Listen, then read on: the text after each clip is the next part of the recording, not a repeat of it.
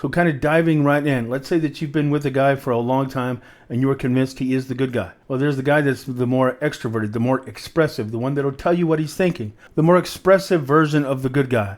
This is the guy that while he's been with you, he will tell you what he's feeling. He will tell you what bothers him. He kind of steps into conflict. He might be sacrificial. He might be loving. He might be a really good person. The kind of guy that's heroic, that is proactive, that will stand up for you, stand up for himself, that isn't really looking to avoid a battle, but just wants to make sure the battle is worth fighting. The same guy that will stick up to you. That's kind of the expressive, extroverted version. Now, that good guy, a lot of times, he'll stay with you for a long time. But one of the things that guy is driven by is feeling admired. Now, most men on average really need to feel respected. They thrive on being admired. But that expressive guy, this is the guy that maybe he's been with you for a long time, but he'll consistently tell you that maybe you don't feel affection enough for him. Maybe you aren't intimate with him enough. Maybe you don't compliment him enough. Maybe he'll find ways to let you know that he doesn't feel like, and he's tried to tell you this for a long time, he doesn't feel like you give him the same kind of attention, respect, admiration, and affection that maybe you gave to him in the beginning. And this kind of guy thrives on feeling respected and thrives on feeling admired.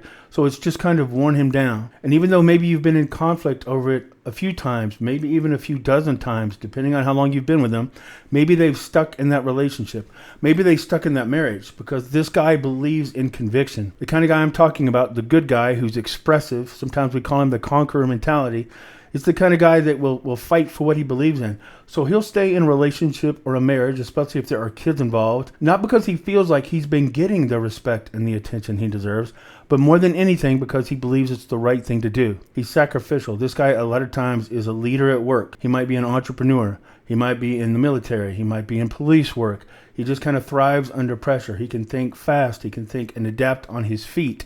He doesn't like a lot of useless detail, and he doesn't like to have his time wasted. So that kind of bold mentality sometimes can surprise you when they finally walk away. And when they walk away, you might feel really confused, almost like you've been set up. And it catches you off guard because even though he's been honest about how he feels for a long time, he's always shown the kind of mettle, the same kind of a determination to make it work. You know he loves you.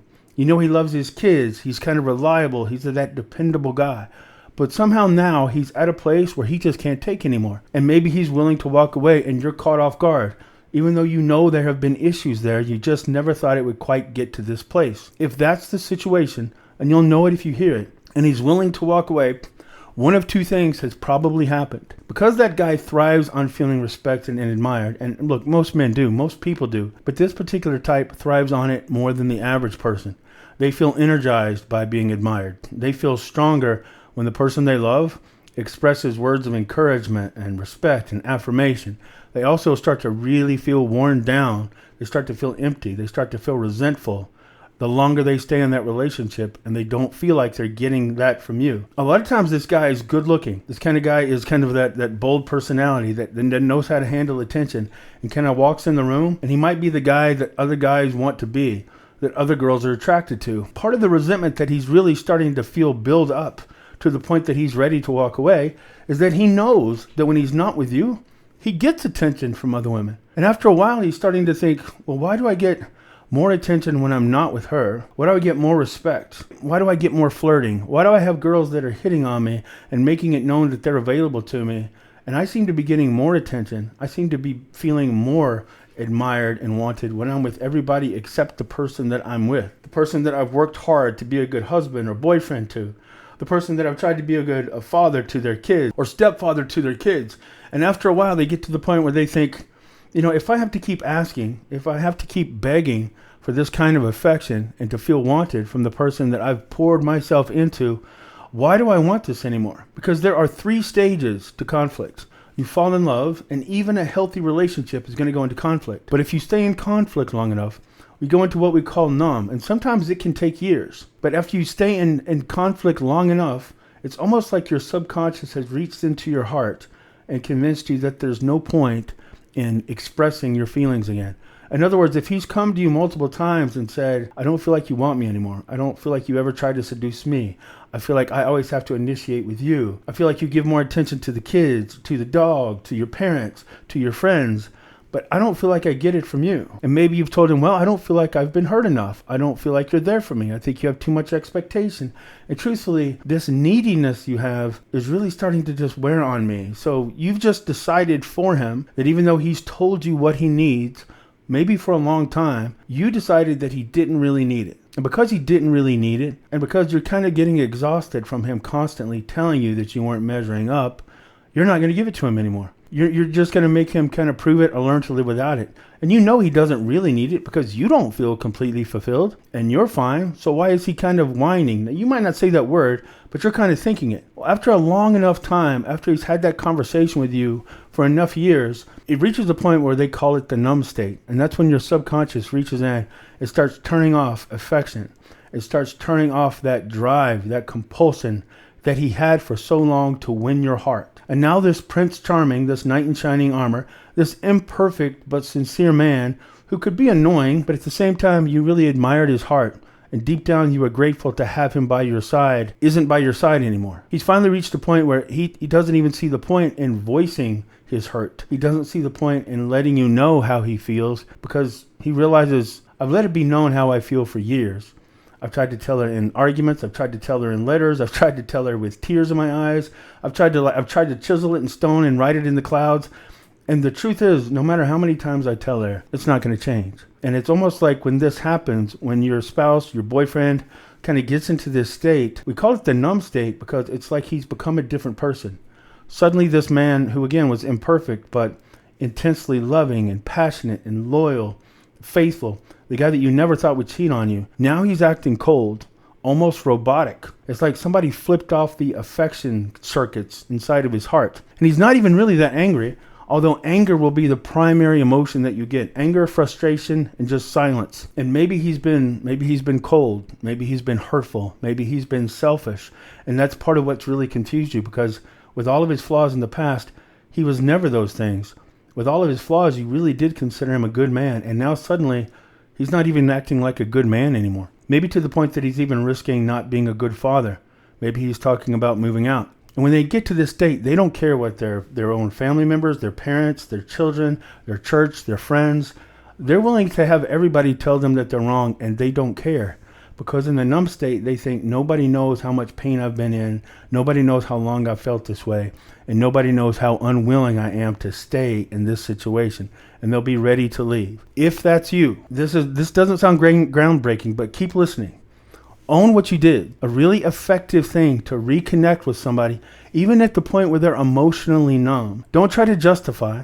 Don't try to explain, and don't try to plead and beg with an attachment that says, please give this one more try. The most effective thing you can do for a first step is let them know that that you understand. Don't agree. I'm not saying agree, but let them know that you can understand their point of view to a degree that you haven't before. And maybe you're listening saying, no, I already tried that. I've begged and I've pleaded. Yeah, you begged and you pleaded when he got to the point that he was willing to walk away, and he knows that. That's part of the reason he doesn't trust you. In this state, they're also very vulnerable to somebody else coming in. At the time when they become convinced that you'll never admire and want them the way that they thought you could at one point, the way that maybe you used to, the way they've been trying to get you to for so long, when they become convinced that you'll never love them that way, they also become vulnerable to somebody else offering affection. They become very vulnerable to another person. Maybe this sounds like you, and maybe you already know that he's found another person. And that's really triggering your fear. That's going to magnify this idea that they're never coming back. It's going to magnify that sense of panic and anger and sense of betrayal. Not only is he leaving you, but how could he do this? Well, I'm trying to explain without saying that it was the right thing to do. That's how emotionally they get to that point. If there's somebody else, and even if there's not, the first thing to do is articulate to them that you can understand. Say something like, listen, I'm sorry that we got to this point. And I've been so angry, and I've been so hurt, and I've been so confused that while I've been trying to plead and get you back and trying to make sense of all this, I haven't really stopped and taken a deep breath and remembered. The truth is, I can look back and remember there were so many times you were trying to tell me how you felt. There were so many times you were trying to tell me what you needed. And I can see now that I thought I was listening and I thought I understood, but I didn't really hear you. I know why you feel numb now, because you tried to tell me so many times. And even though I thought I was listening, and even though I've had my own list of complaints, things that have hurt me, I never really understood how hurt you were, and I'm sorry I wasn't listening. The more you can articulate somebody else's pain to a degree that they don't expect that you can, the more you can let them know that you understand their hurt, even if you don't agree with it. It creates this bond. It creates this sense of trust. Some people listening to this video right now, when I was describing a situation that may have caused this breakup, you were listening to the video and you thought, yes, that's him. That's my husband. That's my boyfriend. Yeah, that's exactly what we were fighting over. That's exactly how he's acting. In other words, because I could articulate your situation and your pain to a degree that you didn't expect when you started this video, there was a sense of trust that was just created when you heard me do that. You can replicate that principle with him. Articulate his feelings and his hurt without attaching if you come back and give me one more try, then I think we can do this. If you give me one more try, I've learned. It's a combination of no contact, but also letting him feel like he's understood. So now he has framework. Now he has a real chance, a sense of hope, if that makes sense. The two worst things people can do in this spot. Well, I can't believe he did this to me. I am so hurt. He's devastated me so much. I don't know if I can trust him again. I never thought he would do this, and I feel betrayed, and I don't even know if I could take him back. If you stay nailed to that approach, you've probably lost him, because when they hit the numb state, they're not playing, and you can probably tell that about him. He's not playing this time. So if you're not willing to just kind of enter into empathy enough that you can understand his hurt, I'm not saying validate it completely or agree with his actions. I'm not saying that, but you need to let him know you can understand that you never really understood. Let him know that you can hear now what you didn't really hear before. And it kind of creates that sense of connection, understanding. It's an involuntary, subconscious reaction that just happens. Again, you might have felt it while you were listening to this video. Once you let him know that you understand and that you're sorry, but don't attach a please come give me one more try. Let's go to counseling. Please just give me one more chance and I'll prove to you things can change. Don't add that. Leave it off. Because you want the principles of no contact. In spite of his anger, and in spite of where he's at now, articulate how you feel, articulate the fact that you can understand where he's coming from, but then give him the breakup. If he wants the divorce, if he wants to break up, if he wants that other person, in spite of the fact that maybe you can understand things right now that I was articulating, you can't just keep chasing after him. Own it. Let him know you understand, but then let him have the breakup. Otherwise, his ego is going to get hit. And now you're talking about a man who's really felt like he's been misunderstood, underappreciated, undervalued. So if you keep chasing after him, after you've already articulated that you understand him, if after you've apologized, you keep apologizing, then what you're doing is you're taking a man who spent years feeling undervalued and like he isn't being respected and seen for the man that he is, and now he's feeling that sense of importance, that sense of admiration, that excitement. He's feeling validated by that other person or the idea of being on his own and away from you.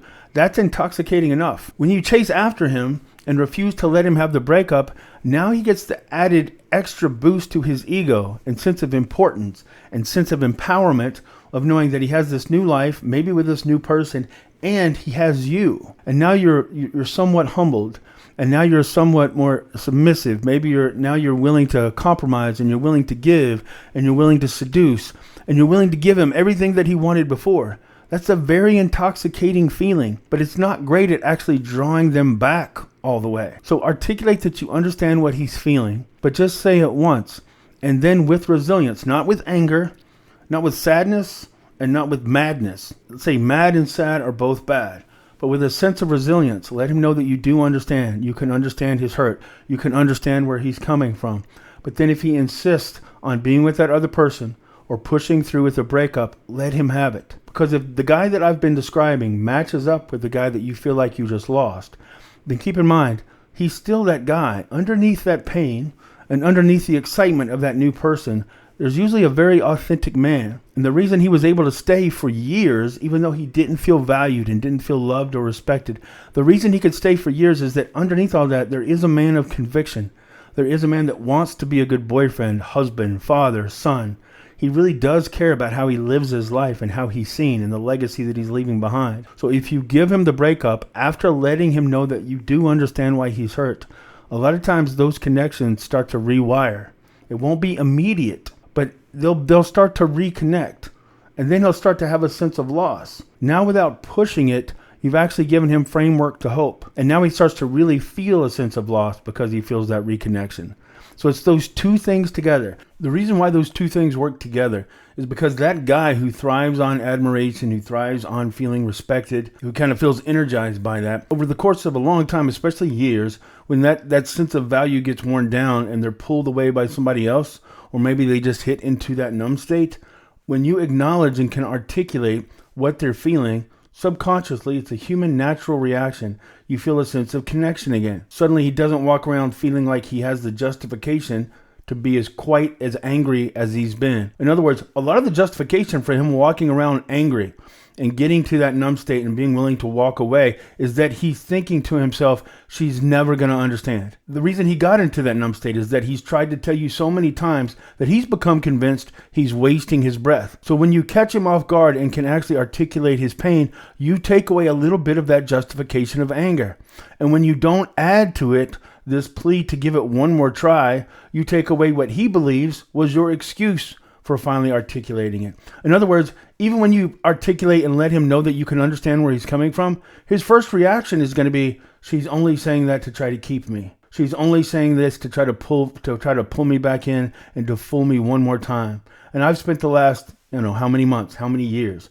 He's thinking, I've spent our whole relationship letting it go, letting it slide, being disrespected, not being valued, and I refuse to do it. She's only doing it now just to pull me back in. So they're really angry about it. So when you articulate that you understand their pain, it creates that reconnection. But when you don't add in the so give it one more try, it's hard for them to justify why you're saying it. They can't say you're saying it to me to manipulate them back into the relationship, because you're saying specifically, I'm not telling you this to try to get you back. I'm not telling you this so you'll give it one more try.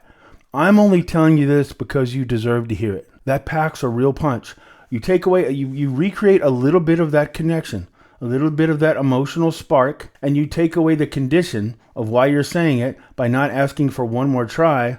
And suddenly the anger drops, the reconnection increases, and now you just have to give them time. Now you have to let them kind of soak in it, because this kind of guy at his core is a good man. There's a really good chance, even if he's attracted to somebody else in the moment, there's a really good chance he doesn't actually want to be a bad husband. He doesn't want to lose his kids. He probably doesn't want to be a part-time dad. He probably actually wants that long-term relationship with you. He just gave up on believing it was possible. So if that's the case, those are the two reasons those are the two things you want to do. And I hope I can explain. I hope that you understood what I was saying about why it works. And I want to add something in here, and it's a warning, and it happens consistently. In this situation, after that good man who's been a good husband or boyfriend for a long time has finally reached that stage of disconnecting, a lot of times it's going to rattle you. It's going to scare you. It's going to catch you off guard. Your emotions are going to skyrocket. They're going to spike. Your anxiety, your fear, your anger. Now, let's say that you do what I'm recommending and he comes back, because consistently it does work. But when he comes back, believe it or not, once he does return, your anger is going to spike. Because while you're doing this, there's a part of you inside that's going to be thinking, why should I have to do this? Why should I have to compromise? Why am I the one that's chasing him? Why am I the one apologizing? Why am I the one understanding his pain? Who's understanding my pain? I mean, maybe I haven't been the perfect girlfriend or wife, but he hasn't been the perfect husband. And he's not begging me to stay. He's not begging me to forgive him. This is so one-sided. Now, you're conscious of that while you're trying to win him back. But when he comes back, that's going to come rushing back in. Believe it or not, if you finally get that one more chance that you've been waiting for, your own anger might sabotage it. So take a deep breath and prepare for that. Don't ruin it as soon as he comes back. A lot of times in this situation, it's not that he's a bad man. It's not that he's been trying to manipulate you. I mean, that happens. There are bad men that are trying to manipulate you. But if this is a good guy and you know it in your heart that really his motivations are good, and that for the majority of the time that you've been together, he's really tried his best to be good to you. If he's that good guy, just reframe, remind yourself of what I'm telling you. He didn't get there to try to hurt you. So don't let that anger come in. You can still talk about it. I'm not saying you have to pretend like the reasons you're upset aren't real or justified. You can. And there's a right time and a good time to talk about it. But don't let that anger sneak up on you so that you sabotage winning him back just as he's coming back. And that does happen quite a bit. And I hope this is enough information that really makes sense. I do one-on-one coaching for this kind of thing. You can find me at dotheyloveme.com. Let me know if this sounds like the guy that you've just lost. I'm going to do another follow-up video to this that explains the introverted one, the one that the breakup just completely catches you off guard. The guy that you thought would never leave, that's very sacrificial, loving, but more quiet. And when he broke up with you, you didn't even see it coming. So that's the next video I'm going to do in this series.